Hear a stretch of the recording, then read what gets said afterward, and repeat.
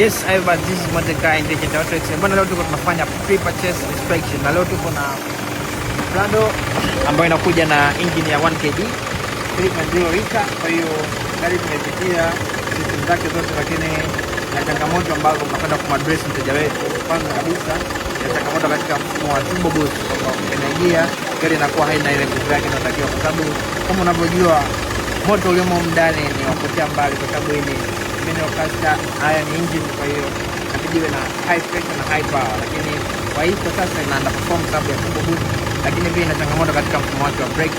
Sasa gari kama hii unataka kununua na risk hela nyingi sana. Ili kuondoa ile risk utaweka hela nyingi alafu kaja kupata hasara. Kwa hiyo step moja kaya tutakupa suluhisho la changamoto zote, ambapo tutakagulia gari katika level wa juu na kuhakikisha kwamba unapata gari iliyonyooka na iliyo nzuri. Na kama kuna changamoto tutakupa update na tunaweza tukakufikisia kama kuna changamoto yoyote kwenye gari, ili unapokwenda kuitumia uweze kuridhika kabisa. Karibu sana Mordecai.